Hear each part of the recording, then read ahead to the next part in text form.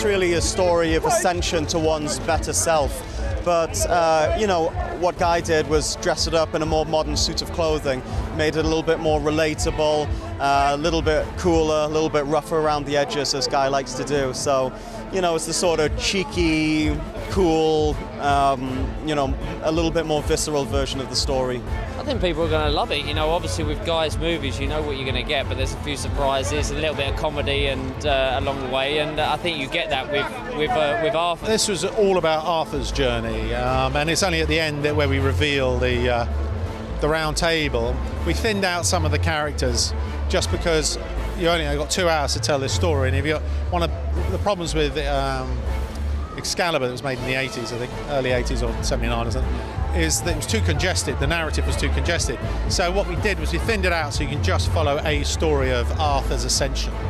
Really, Guy wanted it. He made it very clear that he wanted a physically formidable Arthur. There's a lot of fighting in the film, so you gotta believe that he'd be capable of kicking a bit of. Well, I guess that's what he does, and that's what he did with the Sherlock Holmes films, is to take a tale that people know and to make it feel contemporary and poppy and energized. Working with him, it's like a big community. Everyone's a big family. People that are in the cast, they're people that are either mates or he's worked with in the past, and things like that make a big difference when you're on set. He's very relaxed and very enjoyable. It was a lovely reunion for me. I'd worked with Jude before. I'd worked with Jeff Bell, Aidan Gillen, Eric Banner. So it was actually a lot of the bods in this. It was I'd spent time with in the past, so it was nice to get to work with them again. But Jude's always great, and he really relished the opportunity to play the bad guy, which is, gives an opportunity to really take the gloves off and swing for the fences. Just have fun on a film that's, one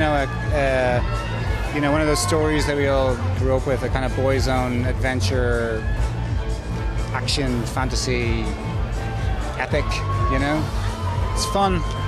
And, then it took a while putting it together, and it's here now, so looking forward to seeing it. It's primary mythology, and I think everyone can relate to that.